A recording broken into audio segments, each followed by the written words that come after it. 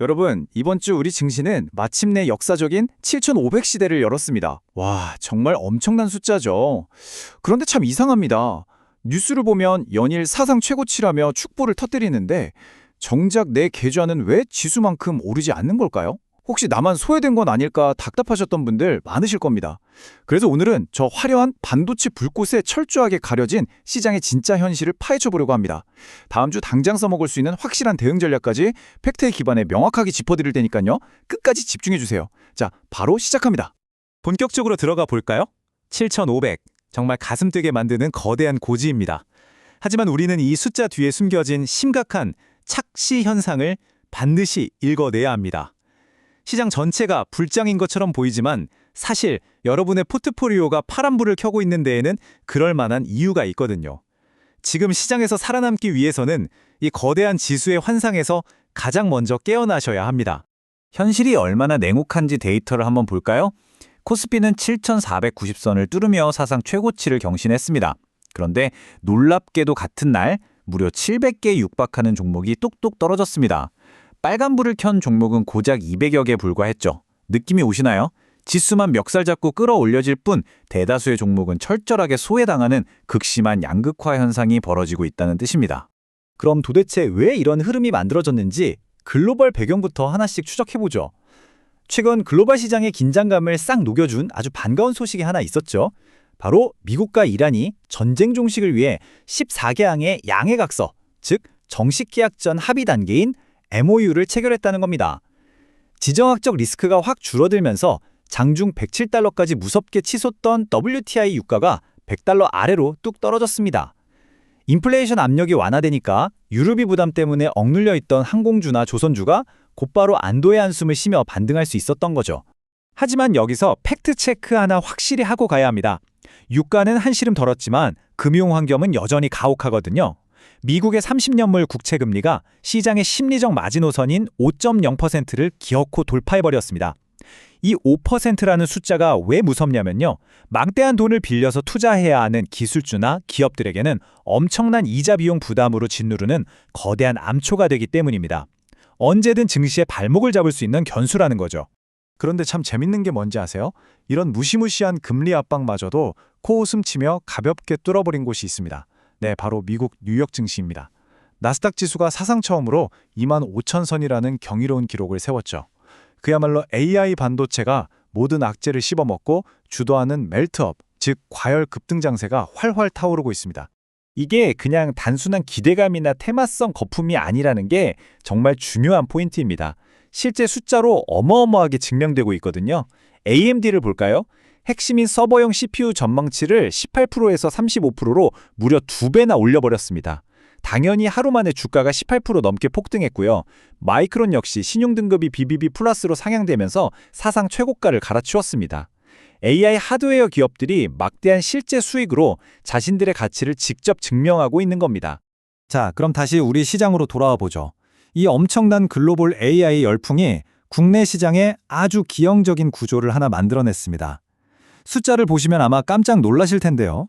코스피 상승분의 무려 84%를 삼성전자, SK하이닉스, 삼성전자 우, SK스퀘어 이 단 4개 종목이 싹 다 독식해버렸습니다. 대한민국 나머지 전체 시장이 가져간 파이는 고작 16%에 불과해요. 시장의 모든 돈을 진공청소기처럼 빨아들이는 거대한 수급 블랙홀이 바로 우리 눈앞에 벌어지고 있는 겁니다. 이 거대한 블랙홀의 중심엔 당연히 삼성전자가 있습니다. 하루에만 14% 이상 급등하는 기염을 토하며 아시아에서 두 번째로 시가총액 1조 달러 클럽에 당당히 이름을 올렸습니다. 전 세계 시총 11위 규모라니 정말 대단하죠? 5월 초 이틀 동안만 7조 원이 넘는 돈을 쏟아부은 외국인 투자자들은요. 우리 반도체 기업들을 글로벌 AI 생태계에서 무조건 거쳐가야만 하는 이른바 AI 세금 징수자로 인정하고 있는 겁니다. 파티가 화려할수록 우리는 반드시 출구를 확인해야 합니다. 리스크 관리, 지금 정말 절대적으로 중요합니다. 현재 개인 투자자분들이 증권사에서 빚을 내서 주식을 산 신용거래 융자 잔액이 자그마치 36조 원을 돌파했어요. 역대 최고치입니다. 게다가 공포지수라 불리는 V코스피도 60을 넘어섰고요. 만약 삐끗해서 시장이 하락세로 돌아서면 이 36조 원이라는 막대한 빚은 연쇄적인 반대매매, 즉 강제로 주식이 팔려나가는 무서운 뇌관이 될 수 있습니다. 각별한 주의가 필요한 시점입니다. 이런 살얼음판 같은 상황에서 정책 신호마저 약간 엇갈리고 있습니다. 일단 정부는 소외된 중소형주를 살리겠다며 150조 원 규모의 성장펀드 조성을 발표했고요. 기업들이 과감하게 투자할 수 있도록 배임제 특례법 제정도 추진 중입니다. 어떻게든 시장에 활력을 불어넣겠다는 거죠. 그런데 반대로 한국은행 부총재는 아직 물가 불안하다면서 오히려 하반기 금리 인상 가능성을 쓱 내비쳤습니다. 시장이 기대하던 조기 금리 인하에 찬물을 확 끼얹은 셈이죠. 자, 그렇다고 반도체만 쳐다보고 있어야 하느냐? 그건 또 아닙니다. 이 극심한 쏠림 속에서도 확실한 실적이 있는 섹터들은 자기만의 빛을 발하고 있거든요. AI, 데이터 센터가 팍팍 지어지니까 전력이 얼마나 많이 필요하겠어요? 그래서 효성중공업이나 LS일렉트릭 같은 전력기기 섹터가 일주일 만에 16% 이상 치솟으며 새로운 주도주로 자리 잡았습니다. K조선 3사도 친환경 선박 수출이 빵빵 터지면서 두 자릿수 영업이익률을 기록해 완벽한 실적 턴어라운드를 보여줬죠. 물론 방심은 금물입니다.